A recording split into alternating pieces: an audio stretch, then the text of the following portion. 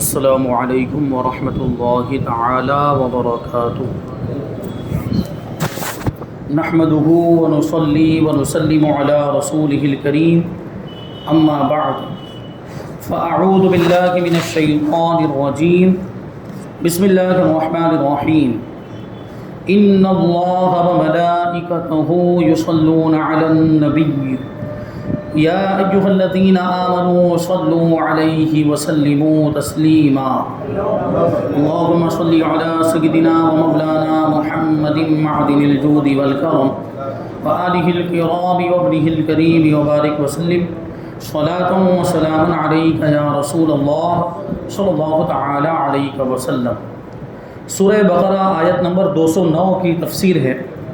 اللہ تبارک و تعالی ارشاد فرماتا ہے فَإِن زَلَلْتُم مِّن بَعْدِ مَا جَاءَتْكُمُ الْبَيِّنَاتُ فَاعْلَمُوا أَنَّ اللَّهَ عَزِيزٌ حَكِيمٌ، اور اگر تم اپنے پاس روشن دلائل آ جانے کے بعد بھی لغزش کھاؤ تو جان لو کہ اللہ زبردست حکمت والا ہے۔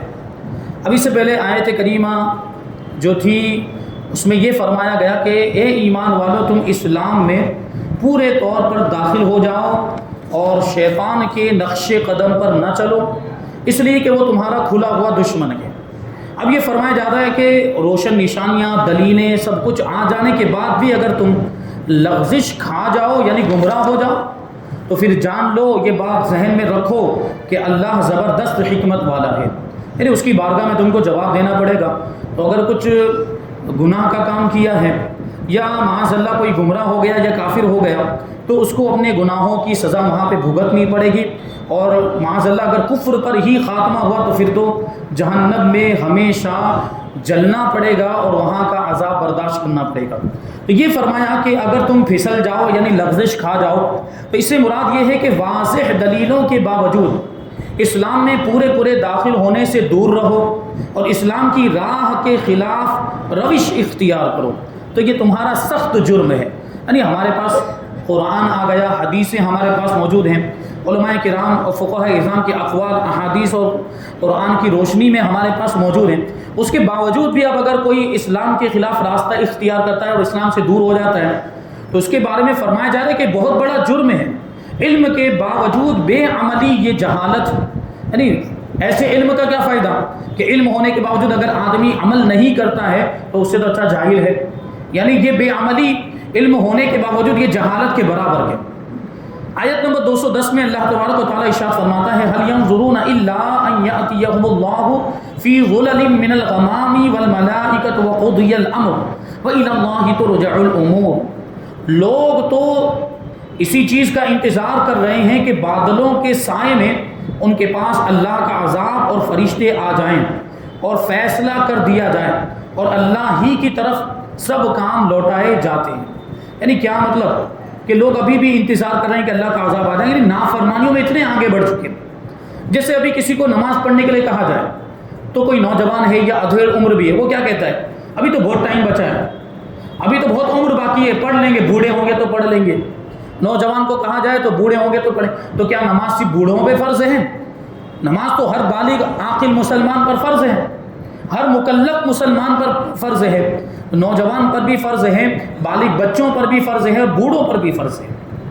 تو یہ سوچتے رہتے ہیں کہ اب بڑے ہو جائیں گے، جوان ہوں گے، بچپن میں بالغ جب شروعات ہوتی ہے تو سوچتے ہیں کہ ہم جوان ہوں گے تب پڑھیں گے، اور جب جوان ہو جاتے ہیں تو سوچتے ہیں کہ بوڑھے ہوں گے تب پڑھیں گے، اور موت کا کوئی ٹھکانہ نہیں، کبھی بھی آ جائے۔ یعنی وہ موت کا اگرچہ ایک وقت مقرر ہے لیکن ہم کو نہیں معلوم کہ ہماری موت کب آئے گی۔ ابھی 1 گھنٹے کے بعد بھی ہماری موت آ جائے، ہو سکتا ہے، ممکن ہے 1 مہینے کے بعد موت آ جائے یا 1 سال کے بعد ہماری موت لکھی ہو، اور موت کا اللہ تبارک و تعالیٰ کی بارگاہ میں، اللہ تبارک و تعالیٰ کے علم میں وقت مقرر ہے، ہمارا بھی وقت لکھ دیا گیا ہے کہ فلاں دن فلاں تاریخ کو فلاں وقت پر ہماری موت آئے گی، اس سے 1 سیکنڈ آگے نہیں ہو سکتی اور 1 سیکنڈ پیچھے نہیں ہو سکتی۔ ہم اس موت کو ٹال نہیں سکتے کسی بھی چیز کے ذریعے سے۔ اللہ تبارک و تعالیٰ نے جو ہمارے لیے موت کا وقت ابھی یہ ہم کو نہیں معلوم، تو ہم یہ سوچ کے بیٹھے ہوئے ہیں کہ بڑے ہوں گے، بوڑھے ہوں گے، بوڑھے ہوں گے تب نماز پڑھیں گے، اور نوجوانی میں ہی انتقال ہو گیا تو کیا انجام ہوگا سوچیں۔ تو یہ سوچتے رہتے ہیں کہ اب کر لیں گے تب کر لیں گے. نہیں، جو کل کرے وہ آج کرے وہ ابھی. یعنی آج کا کام کل پہ نہیں ڈالنا چاہیے. جس سے دنیاوی کاموں کے اندر ہمیں فکر لائق ہوتی ہے کہ اگر ہم نے کل پہ ڈالا یا ہم نے اس میں تاخیر کی یا سستی کی تو ہمارا یہ کام ادھورا رہ جائے گا. اس لیے کیا سوچتے ہیں دنیاوی کاموں میں کہ جتنا جلدی ہو سکے اتنا اس کو مکمل کر لیا جائے. تو عبادت میں بھی تو یہ ہونا چاہیے، جذبہ ہونا چاہیے کہ عبادت کو ہم نہ چھوڑیں، اس کو مؤخر نہ کریں، اور ہرگز نماز کو قضا نہ کریں بلکہ اس کو اس کے وقتوں میں پڑھیں. اور اللہ تبارک و تعالیٰ کو نوجوان کی عبادت بہت زیادہ پسند ہے، کیونکہ دیکھیں بوڑھا آدمی تو ویسے بھی وہ شہوت کے معاملات ختم ہو جاتے ہیں اور وہ جوش جوانی کا نہیں رہتا، تو بہت سے گناہ پر تو اب وہ قدرت ہی نہیں رکھتا. بوڑھا ہو جانے کی وجہ سے اب بہت سے ایسے گناہ جو وہ کر ہی نہیں سکتا ہے، تو اب اس کے پاس تو اب شہوت کے معاملات، تو اب وہ عبادت کرے تو اس میں کون سی بڑی بات ہے. نوجوان کے ساتھ شہوت بھی ہے، شیطان بھی لگا ہوا ہے، گمراہ کر رہا ہے، دنیا کے دوسرے معاملات بھی ہیں، اور دوست و احباب بہکانے والے اور بھی جو لوگوں میں سے بھی جو شیاطین ہوتے ہیں جو بہکاتے رہتے ہیں اور اچھے کاموں سے دور کرتے ہیں. جیسے آج کل دوستوں کے معاملات بڑے ہیں، اس سے پہلے بھی میں عرض کر چکا کہ دوست ایسے ہو گئے کہ گناہوں کے کام کی طرف لے جاتے ہیں، برائیوں کی طرف لے جاتے ہیں. اور اگر کوئی دوست نیک ہے، متقی ہے، نمازی ہے تو اس کو چڑھایا جاتا ہے کہ تو ہمارے ساتھ رہنے کے لائق نہیں ہے، کہ تو بہت بڑا نمازی بنتا ہے، تو بہت نیک بنتا ہے. ہم فلم دیکھنے کے لیے جاتے تو نہیں آتا، ہم فلاں غلط کام کرنے کے لیے جاتے تو نہیں آتا، ہم بے حیائی کا کام کرنے جاتے تو نہیں آتا، تو ہمارے ساتھ رہنے کے لائق نہیں. اس طرح جو اس کو آر دلائی جاتی ہے، اس کو شرم دلائی جاتی ہے. تو کبھی ایسا ہوتا ہے کہ وہ بھی شیطان کے بہکاوے میں آ جاتا ہے، پھر وہ بھی وہ کام کرنے لگ جاتا ہے. کیونکہ دیکھیں دوستی یاری کو لوگوں نے اتنا زیادہ بڑھاوا دے دیا اور اس کو اتنی ترجیح دیتے ہیں کہ بہت زیادہ ابھی آج کل تو دیکھیں دوستی کے بڑے معاملات فرینڈشپ جہاں دیکھو وہاں پر، اور دوستوں کو اتنی زیادہ ترجیح دی جاتی ہے کہ دوست کی بات مانیں گے، ماں باپ کی بات نہیں مانیں گے. یعنی ماں باپ سے بھی بڑا درجہ بھی دوستوں کا ہو گیا ہے. بلکہ آپ دیکھیں تو کبھی کبھی ایسا ہوتا ہے کہ ماں باپ کو اپنی اولاد سے کوئی بات منوانی ہو، اپنے بیٹے سے کوئی بات منوانی ہو، کہہ کے تھک جاتے ہیں، بیٹا ایسا کر لو، بیٹا ایسا کر لو، نہیں کرتا. تو ماں باپ کی نافرمانی، ماں باپ کا کہا نہیں مانتے. لیکن وہی بات اگر دوست بول دے، ہاں ٹھیک تو کہتا ہے تو کر لیتا ہوں. بلکہ کبھی کبھی تو ماں باپ کو بھی اپنی بات منوانے کے لیے بیٹے کے دوستوں کا سہارا لینا پڑتا ہے. وہ دوست سے کہلواتے ہیں کہ بھائی تو ذرا اس کو سمجھا، یہ ہماری بات نہیں سنتا. پھر جب دوست کہتا ہے تو مان لیتا. پہلے ماں باپ کا ہی کہا مان لیا ہوتا تو ماں باپ کی اطاعت کا بھی ثواب مل جاتا. یہ کیا گھما پھرا کے یہ ہوتا ہے ہمارے زمانے میں، ہماری سوسائٹی میں بھی ہو رہا ہے یہ سب، اور یہ قیامت کی نشانی ہے. بات یاد رکھیں، اور حدیثوں میں آیا ہے کہ قیامت کے قریب ماں باپ کی نافرمانی کی جائے گی اور دوستوں کی بات مانی جائے گی. یعنی دوست کی اہمیت ماں باپ سے بھی زیادہ ہو جائے گی، اور یہ ہو رہا ہے، ہم دیکھ رہے ہیں. تو انتظار کرتے رہتے ہیں. تو نوجوانی میں عبادت کرنی چاہیے، جوانی کے عالم میں جو عبادت کی جائے اور جو آنسو بہائے جائیں وہ اللہ تبارک و تعالیٰ کو بہت پسند. اور یہ آنسو اللہ کے خوف میں اگر بہتے ہیں تو اس کو آپ نے کیا سمجھا؟ ایک آنسو بھی ہماری نجات کا ذریعہ بن سکتا ہے. ایک آنسو بھی. میرے غالباً اس سے پہلے اپنی مسجد میں یا کہیں اور یہ میں نے واقعہ بیان کیا، حدیث پاک کے اندر آیا کہ قیامت کے دن ایک شخص کو لایا جائے گا اور اس کے اعمال کو تولا جائے گا تو گناہ زیادہ نکلیں گے اور نیکیاں کم. تو اللہ تبارک و تعالیٰ کی طرف سے حکم ہوگا جہنم میں لے جاؤ. فرشتے اس کو جہنم میں لے کر جا رہے ہوں گے. تو اس کی آنکھ کا ایک بال، یہ پلک کا جو بال ہوتا ہے نا، ابھی آپ سوچیں کہ دیکھیں کہ اللہ کے خوف سے رونے کا کیا بدلہ ملتا ہے اور اس کا کتنا فائدہ ہے. تو وہ ایک بال، یہ آنکھ کا پلک کا ایک بال اللہ کی بارگاہ میں کچھ عرض کرنے کی اجازت طلب کرے گا تو اللہ کی بارگاہ سے اس کو اجازت ملے گی. اب یہ بال بولے گا کہ اللہ تو جس کو چاہے قوت گویا ہی عطا فرما دے. اب یہ قیامت کے دن ہماری زبانوں پر تالے لگ جائیں گے. یہ ہاتھ بولیں گے، اعضا بولیں گے، ہماری آنکھیں بولیں گے، ہمارے پاؤں بولیں گے، ہمارے جسم کے اعضا گواہی دیں گے کہ ہمارے ذریعے سے اس نے یہ غلط کام کیا تھا، یہ گناہ کے کام کیے تھے، اور اچھے کام کیے ہوں گے تو اس کی بھی گواہی دیں گے. یہ ہمارے اعضا گواہی دیں گے. ہم زبان سے کچھ بہانہ نہیں کر پائیں گے کیونکہ زبان پہ تو مہر لگا دی جائے گی. زبان سے ہم یہ نہیں کہ یہ تو میں نے عمل کیا ہی نہیں تھا، یہ کام تو میں نے دنیا میں کیا ہی نہیں تھا، یہ گناہ تو میں نے کیا ہی نہیں تھا، ایسا ہو گئی. کیونکہ ہمارے سامنے بہت سارے گواہ رکھ دیے جائیں گے. ایک تو نامہ اعمال، فرشتے تو اللہ کی نافرمانی نہیں کرتے، انہوں نے لکھے ہیں سارے کام ہمارے، جو بھی ہم نے کیا ہوگا وہ سب لکھا ہوا ہمارے سامنے رجسٹر رکھ دیا جائے گا، نیک کام بھی اور برے کام بھی. اب کس بات کا انکار کریں گے؟ آپ وہاں کوئی بہانہ نہیں، کوئی جھوٹ نہیں. اللہ کو تو سب معلوم ہے. اللہ کی بارگاہ میں کوئی جھوٹ بول سکتا ہے؟ کوئی جھوٹ نہیں وہاں جھوٹ کسی کا چلے گا ہی نہیں. بہرحال پھر بھی اگر کوئی بولے گا تو اس کے یہ اعضاء گواہی دیں گے. اللہ تبارک و تعالیٰ کہے گا کہ میرے پاس مضبوط گواہ ہیں. تو بندہ دیکھے گا کون سے گواہ ہیں, آس پاس تو آگے پیچھے اس کو کوئی گواہ نظر نہیں آئیں گے. تو اللہ تبارک و تعالیٰ اس کے اعضاء کو حکم دے گا, تو یہ اعضاء گواہی دیں گے. یہ ہاتھ گواہی دیں گے کہ میرے ذریعے سے اس نے فلاں فلاں گناہ کا کام کیا تھا اور حرام کام کیا. یہ پاؤں گواہی دیں گے کہ میرے ذریعے سے اس نے یہ فلاں فلاں حرام کام کی طرف چل کے گیا تھا. آنکھیں گواہی دیں گی, زبان گواہی, یعنی زبان وہ بتائے گی کہ میرے ذریعے سے فلاں غلط بات یہ بول کر اس نے یہ گناہ کا کام کیا. تو بہرحال وہ بال, آنکھ کا بال اللہ کی بارگاہ میں کچھ عرض کرنے کی اجازت طلب کرے گا تو اس کو اجازت ملے گی. تو وہ بال اللہ کی بارگاہ میں عرض کرے گا, اے پروردگار کیا تو نے یہ وعدہ نہیں فرمایا تھا کہ میرا جو بھی بندہ میرے خوف سے روئے گا اور رونے کی وجہ سے جو آنسو نکلیں گے تو میں اس کی بخشش کر دوں, اور جو بھی آنسو نکلیں گے اس کی وجہ سے میں اس کے گناہوں کو معاف فرما دوں گا. تو پھر وہ اللہ تبارک و تعالیٰ ارشاد, ہاں میرا یہ وعدہ ہے کہ جو بندہ میرے خوف سے رویا ہوگا تو میں اس کے گناہوں کو معاف فرما دوں گا. تو پھر وہ آنکھ کا بال, یہ پلک کا بال اللہ کی بارگاہ میں عرض کرے گا, اے پروردگار میں گواہی دیتا ہوں کہ ایک مرتبہ تیرا یہ بندہ تیرے خوف سے رویا تھا, اس کے آنسو نکلے تھے اور اس آنسو میں تر ہو گیا تھا, بھیگ گیا تھا. تو اللہ تبارک و تعالیٰ کی طرف سے اب ندا دی جائے گی کہ اے محشر والو گواہ ہو جاؤ کہ فلاں ابن فلاں کو میں نے بخش دیا, فلاں کے گناہوں کو معاف کر دیا. اب ایسا فرشتوں کو حکم ہوگا, اب اسے جہنم کی طرف نہیں بلکہ جنت کی طرف لے کر جاؤ, اس کی بخشش ہو چکی.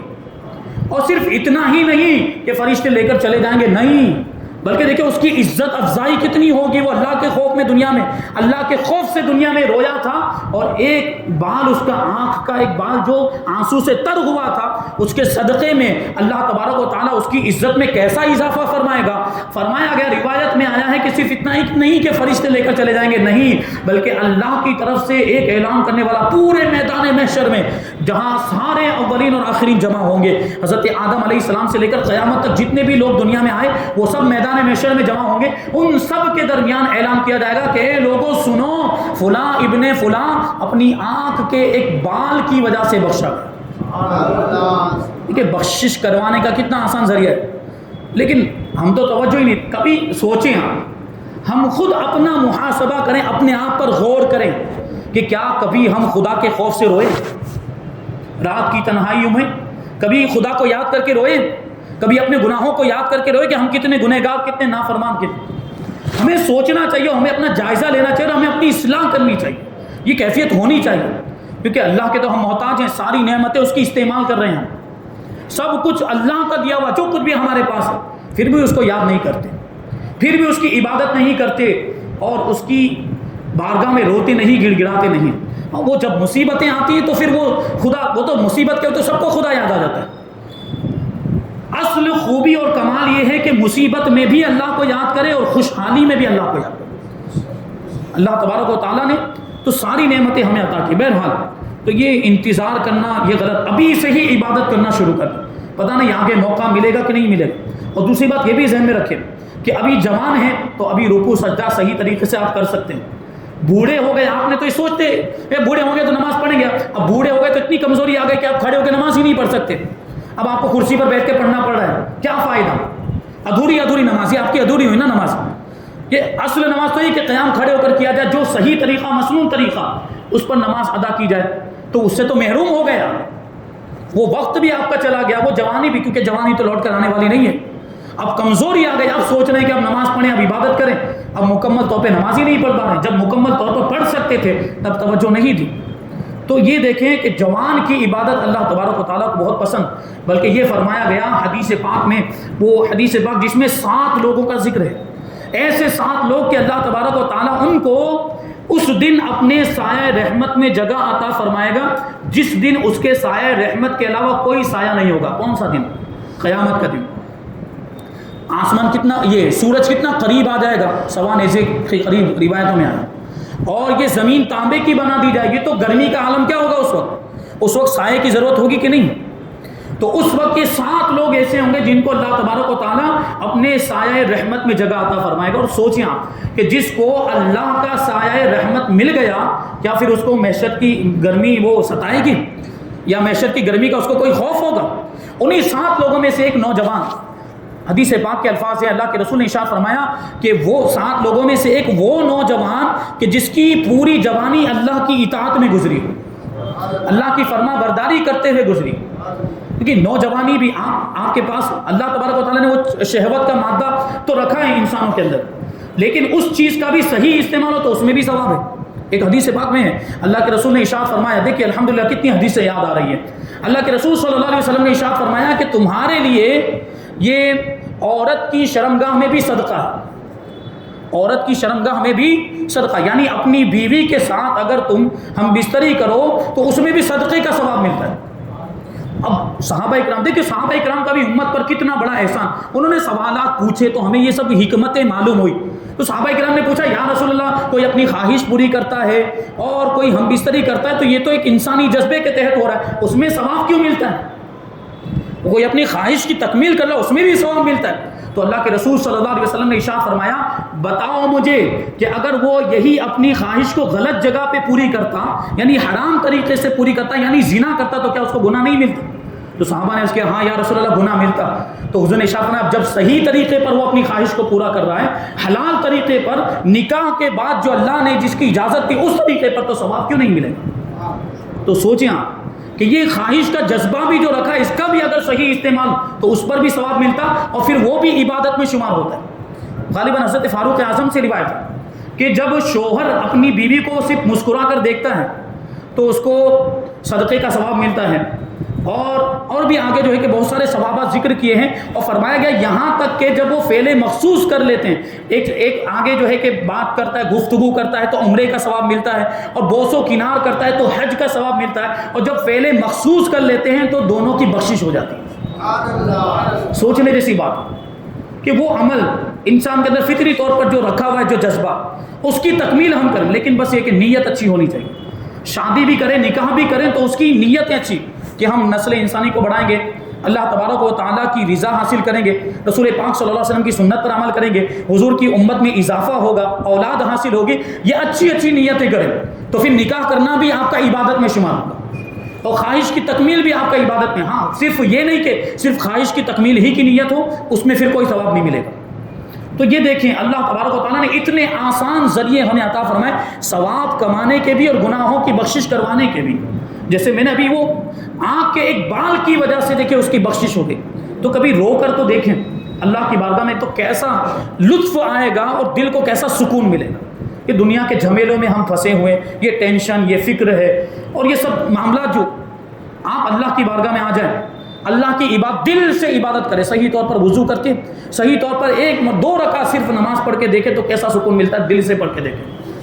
تو یہ اللہ تبارک و تعالیٰ نے ہمیں یہ نعمت عطا فرمائی. آج مغربی دنیا میں آپ دیکھ لیں، ویسٹرن کنٹریز میں جو مذہب سے لوگ بیزار ہو گئے، یعنی آج وہ کرسچینٹی کو بھی چھوڑ رہے ہیں، عیسائی مذہب کو بھی لوگ چھوڑ رہے ہیں، اور بہت بڑی تعداد ایسے لوگوں کی آج وہاں پر موجود ہیں جو کہتے ہیں کہ ہمارا کوئی مذہب نہیں ہے، ہمارا کوئی دین نہیں، اور زیادہ تر ڈپریشن کے مریض ان کے اندر پائے جا رہے ہیں. ان کو سکون نہیں، ان کو چین نہیں ہے، دماغ ہمیشہ بھاری رہتا ہے، اور ایسے لوگ خودکشیاں بھی کر رہے ہیں.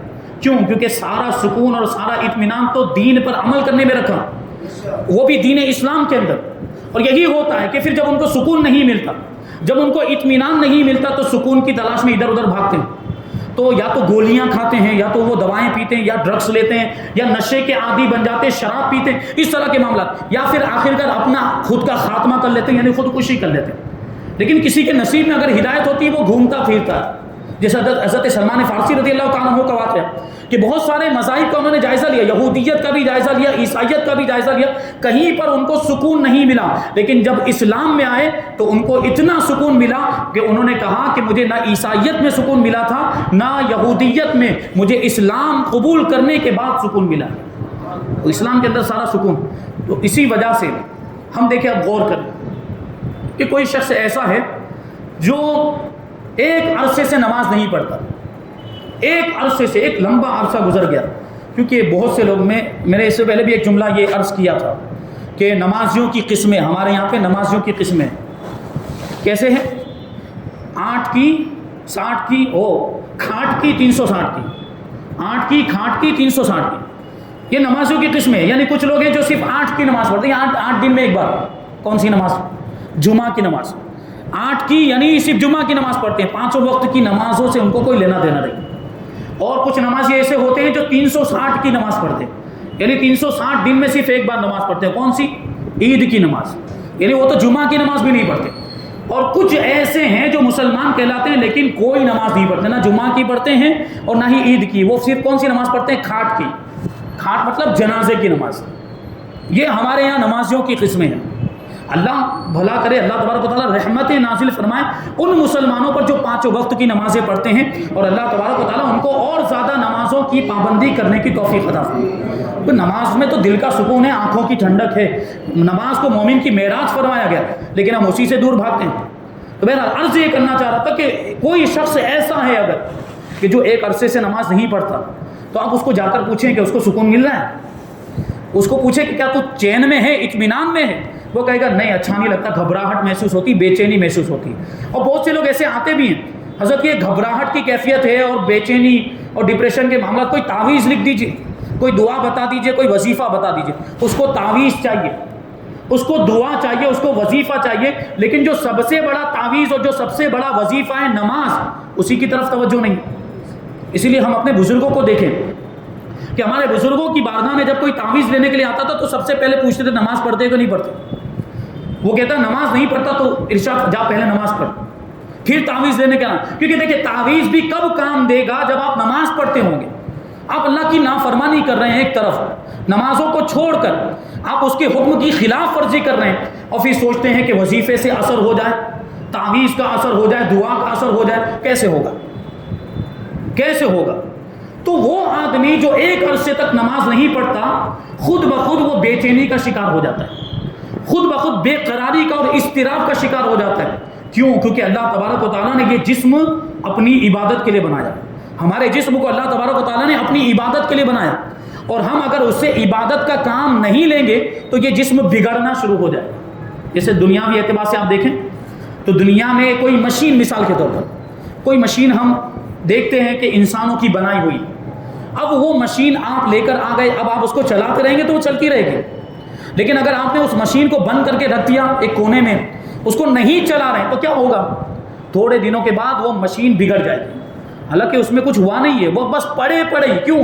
کیونکہ جس کام کے لیے وہ بنائی گئی تھی وہ کام آپ اسے لے ہی نہیں رہے، آپ نے اس کو بند رکھ چھوڑا ہے، آپ نے اس کو، تو کیا ہو جائے گا؟ اس پہ زنگ لگ جائے گا، اس میں اس کے پرزے خراب ہو جائیں گے اور کام کرنا بند کر دے گی۔ کیوں؟ کیونکہ آپ اس کو عمل میں نہیں لا رہے ہیں، اس کو آپ نے یوز ٹو نہیں رکھا ہے، اس وجہ سے وہ مشین خراب۔ تو انسان کا جسم بھی تو مشین ہے، اور انسان کو اللہ تبارک و تعالیٰ نے اپنی عبادت کے لیے ارشاد فرماتا ہے وَمَا خَلَقْتُ الْجِنَّ وَالْإِنسَ إِلَّا لِيَعْبُدُونَ، کہ میں نے جن اور انسان کو اپنی عبادت کے لیے پیدا کیا۔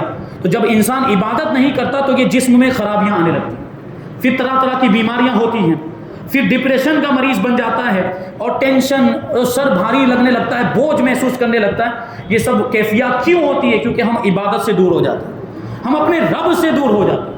تو ایسے لوگ اگر آپ کو ملے اور کوئی آپ سے یہ کہے کہ بہت ٹینشن ہے، یہ گھبراہٹ ہے، بے چینی، بے قراری، تو آپ اس کو سب سے پہلا مشورہ دیں، جا کے نماز پڑھ، 5 وقت کی نماز کی پابندی کر، تیرا سارا ٹینشن دور ہو جائے گا، ساری بے چینی اور بے قراری دور ہو جائے گی۔ کیوں؟ کیونکہ بندہ جب نماز میں حاضر ہوتا ہے تو اپنے رب سے ملاقات کرتا ہے، اپنے رب سے مناجات کر رہا ہوتا ہے، اور سجدے کی حالت میں بندہ سب سے زیادہ اپنے رب کے قریب ہوتا ہے۔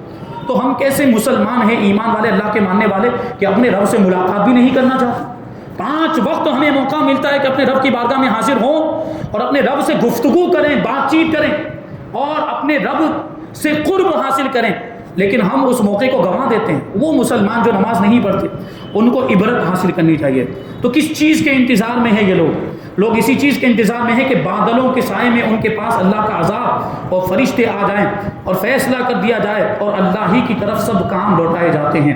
فرمایا جا رہا ہے کہ دین اسلام چھوڑنے اور شیطان کی فرما برداری کرنے والے کس چیز کا انتظار کر رہے ہیں؟ کیا اس کا کہ اللہ کا عذاب اور عذاب کے فرشتے اتر آئیں اور ان کا قصہ تمام کر دیا جائے، کیونکہ ان کا انجام تو یہی ہے۔ تو یہ ان کی عبرت کے لیے فرمایا جا رہا ہے کہ وہ اپنے اس برے کام سے، کفر سے، شرک سے باز آ جائیں اور اسلام کو اپنا لیں، اسلام کے دامن سے وابستہ ہو جائیں، اسلام میں پورے طور پر داخل ہو جائیں، تو پھر ان کو دنیا میں بھی کامیابی ملے گی اور آخرت میں بھی کامیابی ملے گی۔ تو یہاں پر آیت نمبر 210 کی تفسیر مکمل ہوئی۔ اب انشاءاللہ 211 اور 212 کی تفسیر ہم آئندہ درس میں شامل کریں گے۔ اللہ تبارک و تعالیٰ کی بارگاہ میں دعا ہے کہ جو کچھ بھی بیان ہوا اس پر ہم سب کو عمل کرنے کی توفیق عطا فرمائے اور نور قرآن سے ہم سب کے دلوں کو روشن اور منور فرمائے۔ وما علینا الا البلاغ۔